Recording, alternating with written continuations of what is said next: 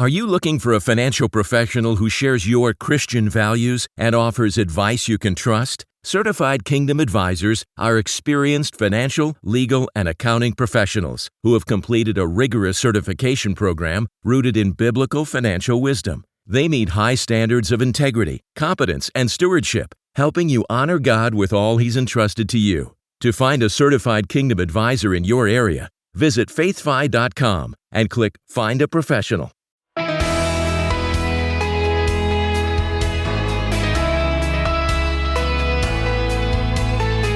Some things change with the times, but God's financial principles never do.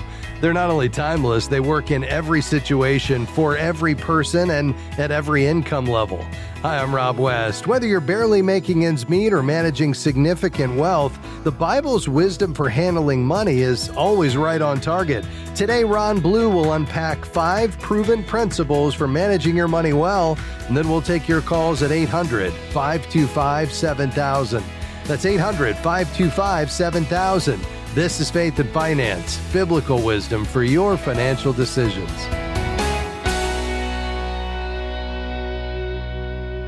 Well, it's always a blessing to have Ron Blue with us as a nationally recognized financial expert, co-founder of Kingdom Advisors, and author of more than 20 books on wise money management and biblical stewardship. Ron has spent decades equipping God's people to handle their finances God's way. Ron, great to have you back with us. As always, Rob, I look forward to this. Thank you for inviting me. Of course. Well, Ron, before we dive into these 5 wise principles, you've got a great story that brings them to life. So why don't we begin there? Okay. Many years ago, it's probably the early 90s, I was asked to testify before a Senate subcommittee meeting to discuss various issues for the family and money. And when it was my turn to speak, the senator said to me, Senator from Connecticut, he said, what would you recommend? And I thought to myself, he's going to laugh when I finish because it is so simple. Yeah. But I said, Senator, I think that American families could benefit from just doing these things. Number 1, spend less than they earn. Secondly, avoid debt. Third, build liquidity or margin or into their finances. And set goals, long-term goals, so that they prioritize their spending. And he said, well, it seems to me that that'd work for every family at any income level. And I replied, you're right, Senator, including the United States government.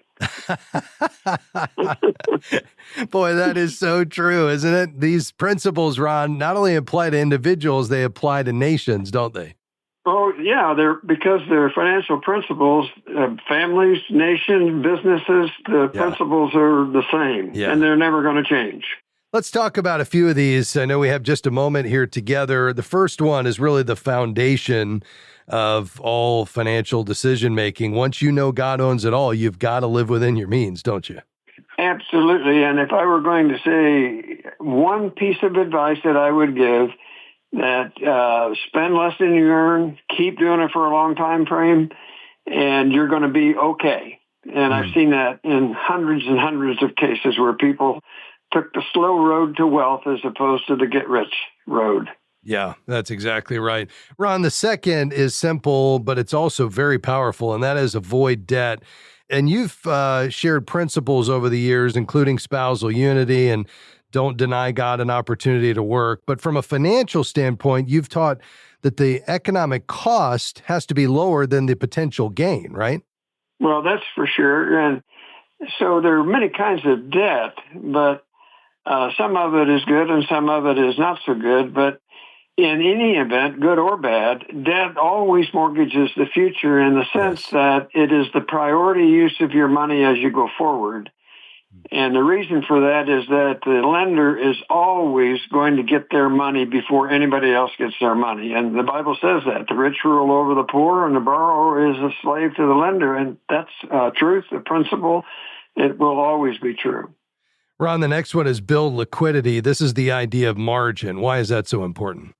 Well, margin gives you flexibility. You know, the unexpected always occurs. It's the health issue that you didn't anticipate, the repairs that you didn't anticipate. And it's research has shown that people that have cash flow margin are always more secure because they know that they can meet the unexpected. So building liquidity or margin is really important to long-term financial peace of mind, peace of heart, and security. The fourth is set long-term goals, because the longer term your perspective, the better your decision today. Ron, 20 seconds. Give us this fifth one on giving generously. Why is that so key? Well, because generosity is the only way that you break the power of money. And that's what Jesus said in Matthew, and he said you can serve God or mammon, but not both. Yes. So to break the power of money, you need to give. Wow, that's incredible. Folks, if you do those 5 things, you will position yourself for God's best in this area of financial stewardship. Ron, thanks for your time. You bet, Rob. Enjoyed it again. That's Ron Blue. We'll be back with your questions after this break. So call right now, 800-525-7000. Stick around.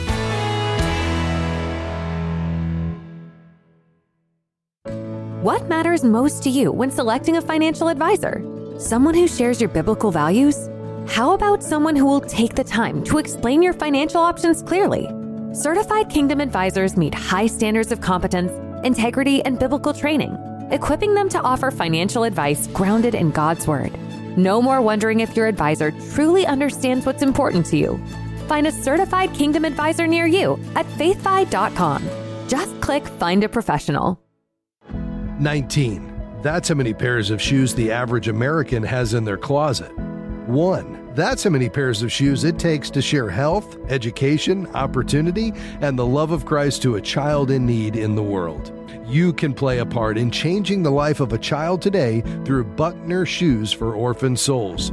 Visit GiveShoesToday.org and find out how you can provide shoes for a child in need. That's GiveShoesToday.org. Thanks for joining us today on Faith and Finance. We're taking your calls and questions. Lines are open. Any financial question in play today, call right now, 800-525-7000. Again, that number, 800-525-7000. The lines are open right now. They won't be for long, so this is a great time for you to call with your financial question. We're going to begin in Cleveland today. Tracy, go right ahead. Hi, thanks for taking my call. I recently started a new job, and I have my 401k from my previous employer. And when I called to get the check to be transferred to my new 401k, he mentioned because I am 55 and older, I can take out money without being penalized in any way if I wanted to. Well, I mentioned it to my husband, and he said, well, you know, our furnace and air conditioning has to be replaced in the spring. It's around $9,000, and we have some other repairs. So why don't you take $15,000 to use that for these repairs? I have not done that. I'm a little nervous because I'm a little shy about taking my retirement, but I know we need those things. Is it wise to do that, or do I just say, no, we're going to have to use our home equity line or whatever it might be? Yeah, well, certainly, I mean, it's a great thought. I mean, it's worth considering. The benefit, as you said, is this rule of 55 that basically says if you separate from your employer for any reason, whether or not you go fully retired or get another job, at 55 or older, you're able to get around that penalty that you would normally have for withdrawals from a 401k prior to age 59 and a half. So you don't have to wait to 59 and a half. You've separated from your employer, you're 55 or older, so you miss the penalty. Now, what's the downside? Well, the downside is twofold. Number one is you still add that to your taxable income, so you're going to pay taxes on it. So you'd have to set aside that portion that would be equal to your marginal tax rate of the $15,000 because you're going to have to pay that at tax time. That's number one. Number two is that money's no longer there in the 401k or in the IRA if you roll it out to grow for the future. And so there's the opportunity cost that you're giving up of this money continuing to compound. And often, you know, if you don't need this money right now because your husband's continuing to work or you're going to get another job, I mean, we're talking potentially at least a decade, maybe several decades before you'd need to start drawing this money. And that's all that tax deferred compounded growth that you would be giving up of this $15,000. So it's more than just, the lost amount of growth you'd have, over the next few years. It's compounded growth for a long, long time that you're giving up. Now, what's the alternative? And that's what we always have to look at this in light of. And is there an option, number one, for you guys out of current cash flow, whether that's existing cushion, meaning money left over at the end of the month, or by creating that, by cutting back expenses, could you fund these expenses over time? Maybe you don't do them now, but you do them over the next year or two, and you try to fund them out of current cash flow, or maybe a combination of that home equity line of credit and the cash flow. I think that's at least worth considering. Yes, there's a cost to that. Number one, you'd have to potentially wait on some of this, and you may or may not be able to do that. Number two is there's the actual interest cost until you're able to pay that line of credit back for what you pulled out. And we've just got to weigh that against the lost opportunity cost of you not having this $15,000 growing on a tax deferred basis for the next decade plus. So just given all of that, give me your thoughts.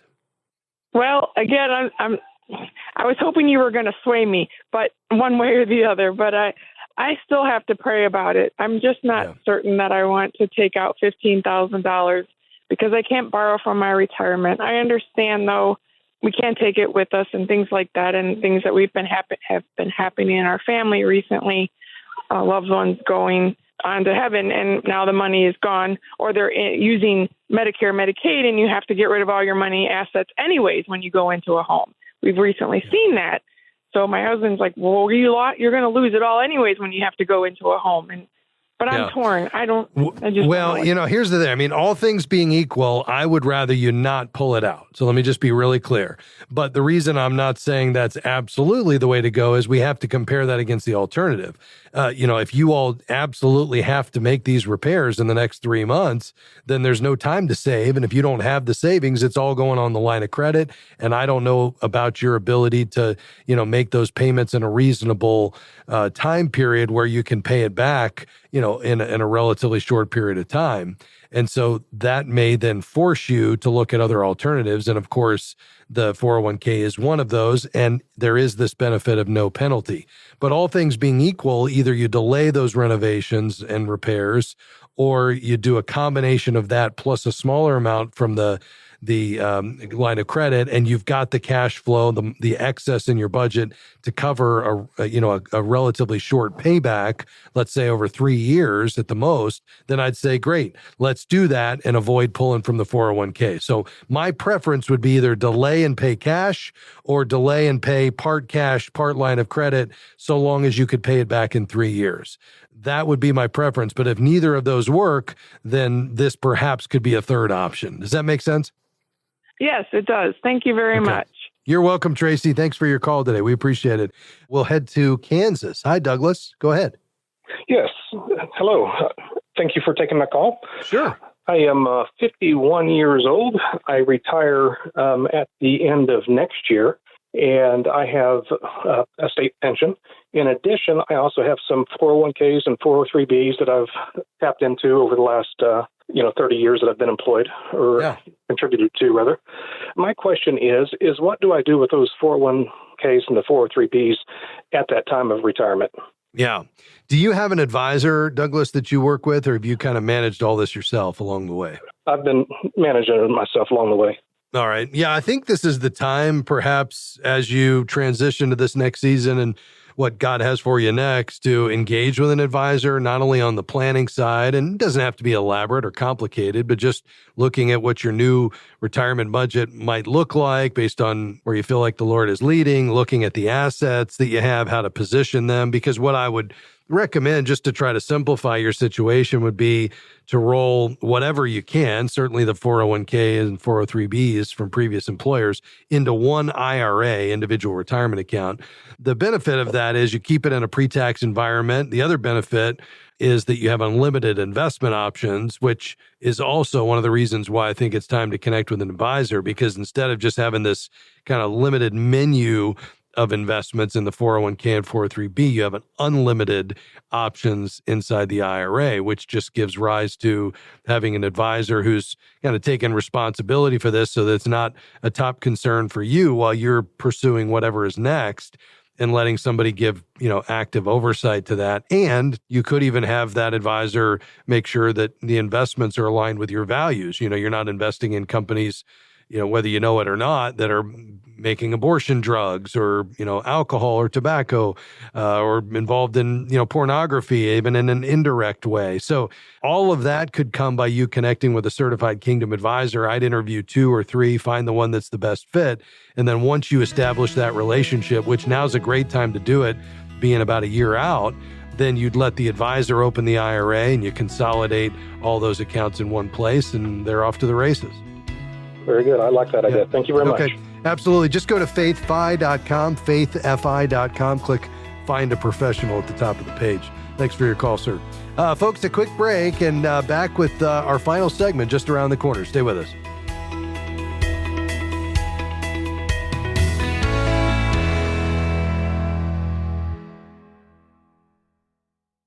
We work, we earn, we save. But is that all there is? The book of Ecclesiastes gives us an entirely new perspective on money that impacts our day-to-day lives. Faith-Fi's study, Wisdom Over Wealth, 12 Lessons from Ecclesiastes on Money, unpacks life-changing biblical truths about wealth, work, and contentment. This resource will help you grow in how you handle wealth with wisdom and deepen your trust in God. Purchase your copy today or place a bulk order at faithfi.com/shop. As the leading advocate for the Christian financial industry, Kingdom Advisors serves the public by promoting the integration of a biblical worldview across every aspect of the financial services industry. And we serve a growing network of thousands of Christian financial professionals, equipping and empowering them to carry biblical financial wisdom to their clients, peers, and community. For more information, visit kingdomadvisors.com. That's kingdomadvisors.com.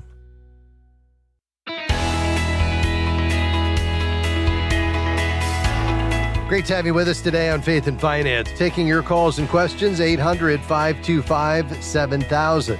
You can call right now with any financial question. Let's head to Sarasota, Florida. Hi, Margie. Go right ahead. Hi. Yes, my husband and I were married about 12 years ago, and he insisted on a prenup, and that his money would be his money and my money would be my money. And since we've been together for 12 years, we both are increased in value our nest egg. And he has a nice lump sum, and I have about $700,000. Well, I have cancer, and I'm going to die probably in the next year. And, we don't have any children. We don't have any debt. We've got about $450,000 equity in our house. He's got plenty of money for himself. We're about 60, 62 years old.